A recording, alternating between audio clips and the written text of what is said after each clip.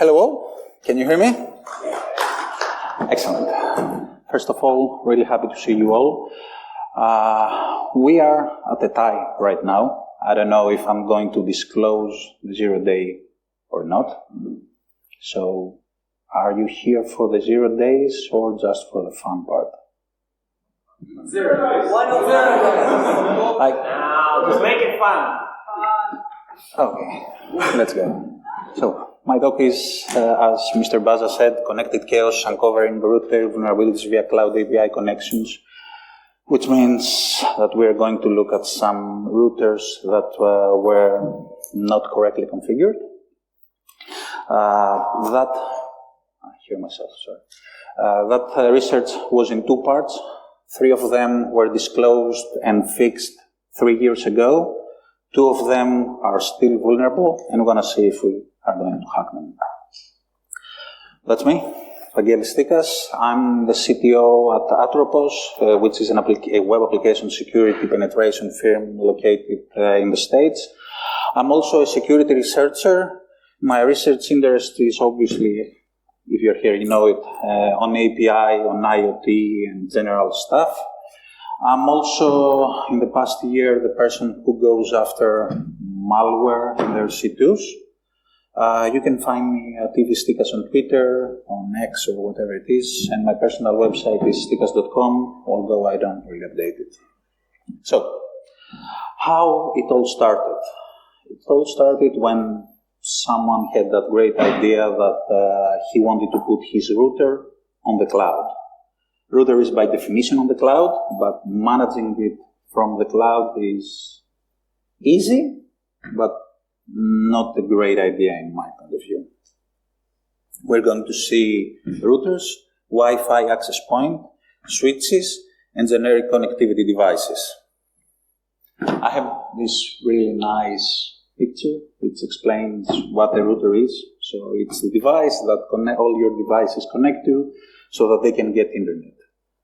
Honestly, if you don't know what a router is, router, or however you pronounce it, you probably need to do some reading. What are the router's responsibilities? Provide access to all devices, as I just said. Some of them have VPN capabilities, so you can have point-to-point connections. Some of them also have firewalls so that they can protect you or deny access to your network. And usually, they have access to most, if not all, of the internal network devices and subnets and VLANs and everything else. I had to Google to understand why people use cloud-managed routers. So their advantages are out-of-band management, built-in security which prevents unauthorized access to applications, ease of scalability and extensibility, in-depth defense with integrated security, and comprehensive insights and reporting. So, this is how I see it. So, the out-of-band management means out-of-band hacking. The built-in security, it's like, come on, it's really not. The ease of scalability and extensibility means that if you hack the cloud, you hack everything. The in-depth defense is so in-depth that you just need to know how to count to hack them. You're going to see it later. Most of the people here know that I'm just a +1 guy, so my hacking is just counting and changing numbers. And the comprehensive insight and reporting, it makes it way easier to identify and move laterally on the network. My toolset, that's a slide that I use pretty much in all my talks, is Burpsuit, Zadex the compiler, if there is an Android developer app, a browser, enough patience to read through all your burp logs, and the friend who owns all the devices so that you are not breaking the CMA, because, I don't know, law. The methodology that we're going to use is we're going to find the cloud URL, we're going to create an account on all the clouds, review the traffic breakout of our account, and then report that vulnerability for a year or two, and wait for it to be fixed. It's not going to be fixed. The goals is move laterally. Laterally, I mean access devices that you shouldn't, access other devices, access services from the cloud, and if possible, go get remote command execution on the devices. How did I do? All the devices, all the cloud routers that are in here have obviously some kind of issue. So on all of them, I could move laterally and access other devices. On all but one, I could access other services too. And on all but one, I also had remote command execution on the devices. First one is Mimosa. I don't know who is familiar with those devices. They were acquired from Airspan, then Geo. They specialize in long, high-speed antennas. They're doing some military stuff for Israel and the US. At least that's what they have announced. And they are easily configurable from the cloud. The vulnerability that we're going to show, it was released and fixed in 2020, as we're going to see, is when you were registering a user, you could just say on which organization you were registering this user to. You wouldn't have to be a member of that organization, and you could make him an administrator. So you could be an admin on the organization of with the ID 5, and you could make him an administrator on the organization with an ID 8, which is not actually secure, it seems. What I was able to do, access and control devices, I could access and move laterally on all the internal networks, and I had remote command execution on all the antennas. That's how it should be. So I reported something on 7th of August of 2020. It was fixed on 10th of August of 2020. I verified the fix. It was just one business day. They were really, really, really good. I'm also introducing this nice meter. This is the Give a Facometer. They give all the facts of the world. They fixed everything. They did what they want. What they should, not what they want. Grandstream, they are really known for the PBXs. They're Boston-based. They're founded in 2002. Their ownership is kind of strange. I couldn't find who owns them. They're known for their PBXs and their asterisk servers. Spoiler alert, there's going to be a talk later this year for their asterisk cloud. It's not the same talk, but different. So they don't really know how to cloud, it seems. They entered the Wi-Fi market a decade ago, and they're also easily configurable from cloud. The vulnerability that they had is, as you can see, you could add the user to any network ID. That network ID didn't have to be you. You could add them any role ID, and you could have access to change the Wi-Fi password, turn all devices off, get access point info, get SSH password, get system log, get all the info about the devices that were connected to that Wi-Fi. They were pretty good too. As you can see, by 7th of August on 2020, I reported a bug, and in 10 days, I was notified that a patch was issued and confirmed that the issue was fixed, was resolved. So, all in all, as you might see, they are also really good. But I was teaching my kid, my younger son, how IDOS work. Don't judge me, that's me. So I teach him, I try to explain how IDOS worked and how they fixed it last January. This is the exact same thing. Happened 3 years later. I reported it. They fixed it in a month and a half. There is a special place on earth to people who reintroduce the bug that you have reported and they take more time to fix it. So my facometer is, they at least fixed the issue, so that's good enough in my point of view. Okay. SonicWall. Is anyone familiar with SonicWall? They are a cybersecurity company based in the US. They were owned by Dell, now they are owned by, I don't know, some kind of VC. They were sold for $2.4 billion, and current valuation is $4 billion. They do all things networks. They're a software as a service provider for the past 10 years. And they had that vulnerability, as you can see. I could add a user to any party group ID. Can you see the yellow thing in there, the party group ID? It seems like an integer to you, right? Let's keep that in mind. Let's see what they said later. What they do, what I could access was routers, firewalls, VPN, security reports, all the SaaS, web application, cloud app security. I was admin in their cloud infrastructure. It took them long enough, I guess, considering that I was root in their cloud. So I had to chase 3 times, and on the 25th, I had to go directly to their CISO on LinkedIn to fix it in 48 hours.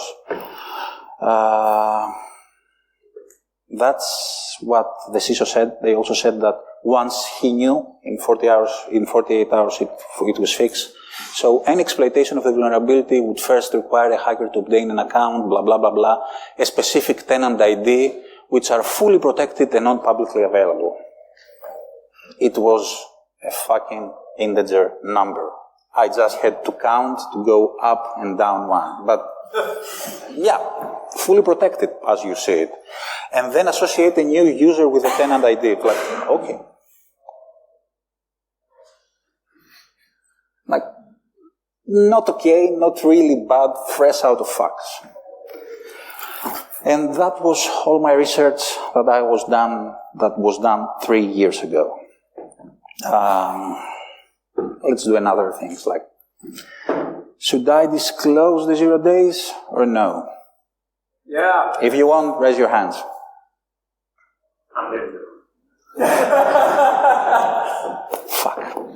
Okay, let's go. So, keep out from here on. I'm going to give you some really good hits. I'm not going to give you the exact request because that's illegal, but if you want to go and look at it, I don't know, go. Regime. It's one of the biggest, China-based and known Wi-Fi providers. Their valuation is $4.5 billion.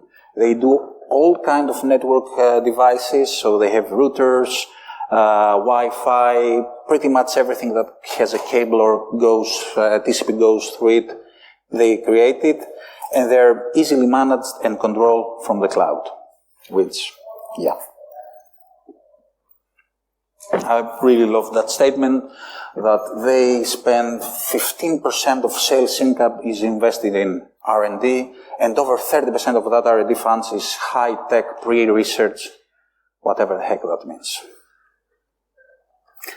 So the IDORs were not it was not really IDORable because they had to be on the same tenant, and they used the one network per tenant configuration, but not all of the requests were bound to a tenant. One of them, the remote access and the create tunnel, and some others were not tenant specific, so they were vulnerable. What does that mean? I don't know if you're familiar with AWS. If you are not, I'm really happy for you. Stay like that. So there is 2 or 3 things that don't have a region in AWS. That's the same thing with Luigi. One of them was the create access to that device. And that device had also a really strange tenant in the gear. So if you can count, you can probably go in there and create a tunnel to a device ID that has either a lower or a higher integer ID than the one that you are creating right now. And what you could have? You could access other devices, you could access internal networks, remote command execution, VPN access, configuration backup, and at the end of the day, total access because you have access to the router. I cannot really underestimate what having access to the router means. It means that you could add a VPN there and connect to it directly.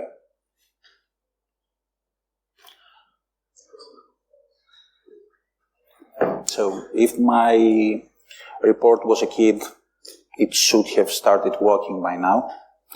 My first report was on 2nd of December of 2022. I re-reported at 24th of December of 2022 because that's how I like passing my Christmas, reporting bugs. I then sent 43 more emails. I had 2 different journalists reach out to Luigi because I don't know, I wanted it fixed before I before I talk about it. I connected to 28 different employees on LinkedIn and talked with them. I sent Twitter DMs, I sent Twitter mentions. I also had besides London mention them. They were like, no. So like that. Have like nothing at all. But at some point, I saw that. I think it was in August, there was new design, new experience. So I was really hopeful that they fixed everything. But the new design was just that. They changed from a JavaScript library to another JavaScript library. The backend was 100% the same. The vulnerability is still there. Sorry, they really don't give a fuck about anything. We can release that talk, and they're not going to fix anything. And again, it's a company that is 4 billion valuation, with a 4 billion valuation. Last one, WeTech. It's a wireless tech owned subsidiary. It's Shenzhen-based. It was founded in 2008. It has an unknown valuation. They create CCTV, wireless ISP, WLAN, and fiber to whatever, SMB networking. They created a cloud SaaS back in 2018, and I don't have to do a proper disclosure to them. They have no kind of authorization. Every ID, every parameter is no parameter is at all checked at any point. You can just change IDs and see other people's devices. So I could access devices, I could access internal networks, I could get a remote command execution, I could leak data, I could get all that. I could do pretty much everything. I was root in their account. And their disclosure procedure, that's a little bit better. It's just 9 months. I reported on their help desk on the 2nd of March. The case closed, I hope automatically, on the 2nd of April. I then re-reported again on the 2nd of June of 2023. My case was closed, and I also got an email that said, your email is banned, because they didn't want to do anything with me. On 23rd of June, after my birthday, that's how I pass my holidays and my birthdays. I just report bugs. I'm just weirdo. I mailed the bug. I didn't get anything. I sent 9 more emails. I Twitter DM'd. I Twitter mentioned. I sent a LinkedIn invite. They didn't accept me. One of them also blocked me. So I think that's, again, they don't give a flying fuck. And we're coming to the strange position of I have to say my point of view and how I approach these kind of things. Am I the buddy? Like, I'm giving everyone that I found my really simple vulnerabilities. I'm a simpleton. I don't like doing super strange stuff, I cannot do. It's not that I don't like, I'm incompetent of doing reverse engineering or simple stuff. I'm just counting and founding things. All of them are as easily fixed as they're found. But at some point, there is a red line that I have to pass and say, I'm gonna publish that because it's insecure. And if we're talking about a company that is on the billions of valuation, they should do better. How the companies should handle this kind of issues? Have a security conduct. I cannot stress that enough. I found something, I want to just go and find a security conduct. I don't want to search about it. And also, another thing, if you have a bug bounty, don't accept only requests for bug bounty. I don't want the money.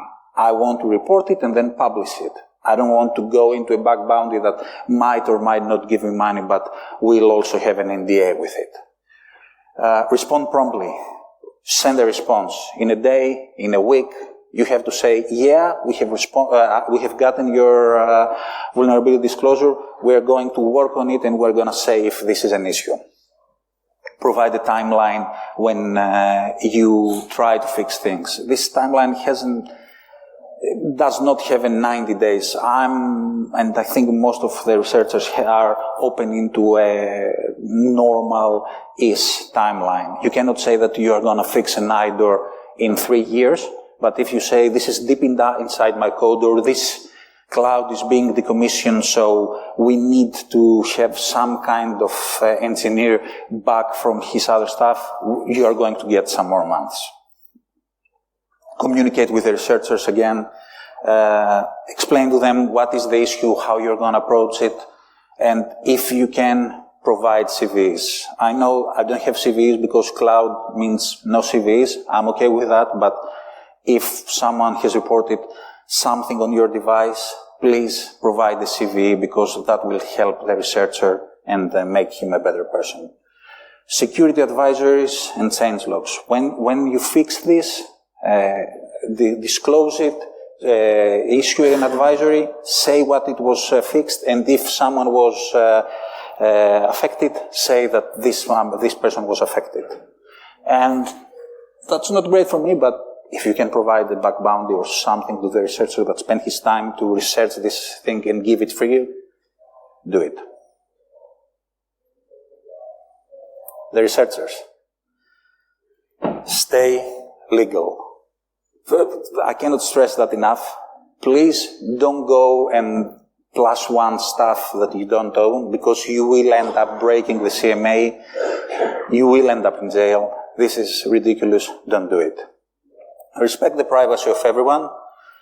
Don't go around accessing other people's devices. If, besides London said a really good thing, don't go around spamming BLE. Don't go around taking advantage of things that you shouldn't. Make all the effort of the world to contact with the company.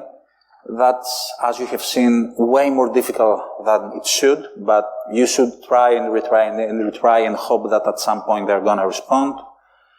Properly report.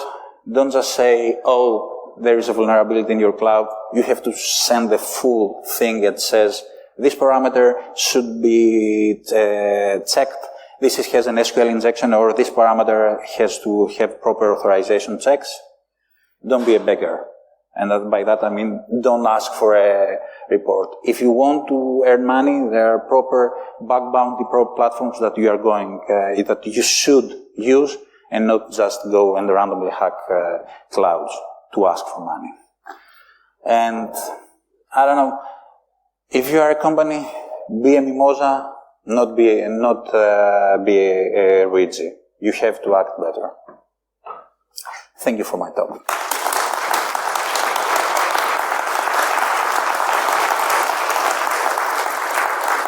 I don't know. Can we do questions or no? No? Yeah. Cool. We have a lot of time, so if anyone knows, not him, Kim. And I will give it him. What do you mean no CVs if you're in cloud? Well, there's no CV in the cloud. That's You it. still can arrange a CV. No. There's no difference. No. What's the Go ask a CV board. They're going to say this is something which is cloud-based.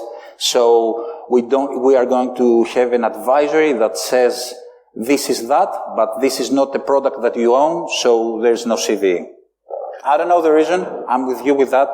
I have done like 90 of them, and no CV. So tough luck, I guess.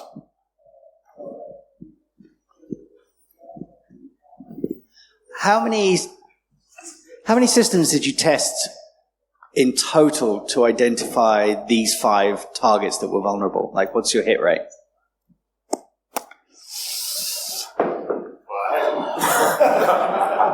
Way more than my wife would allow me, because I have to buy most of them. But I would say, depending on the industry and the origin of them, 10 to 15% are vulnerable. Depending, like the medical stuff is usually more vulnerable. I know this sounds bad, but it is what it is. Anyone else? You famously say that you +1 or -1. Do you ever just go rogue and just +2? I once used 1. So yeah, that's me. I'm a simple one. Anyone else? Oh, there's another one. You have to walk. Sorry. You want me to go? You want me to walk there?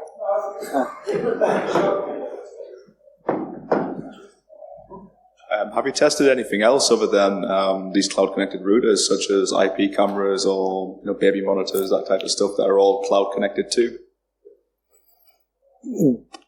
I have tested pretty much any IoT that you can think of. You can Google my name plus IoT camera, you're going to see something. IoT wallet, not wallet, cameras, chargers, photovoltaic. Like, if you have things, I probably have looked at it. Most of them are failed attempts, but yeah. Anyone else? Oh. Next is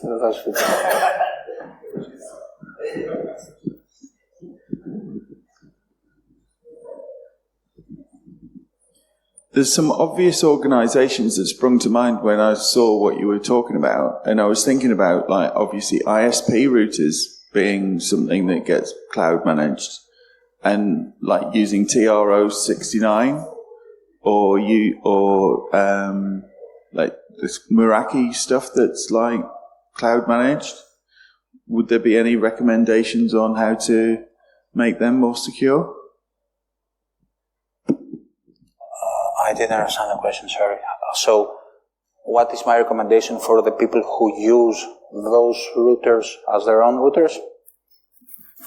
I don't know, disable their cloud? I don't know if it's disabled.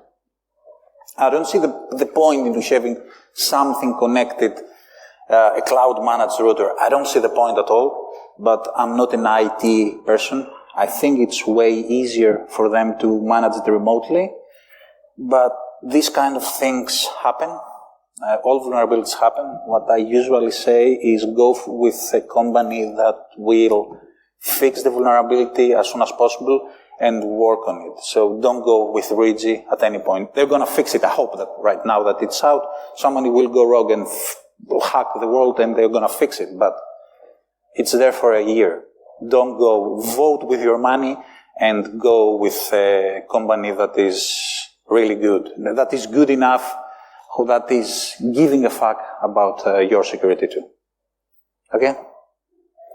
Think we're all? Oh.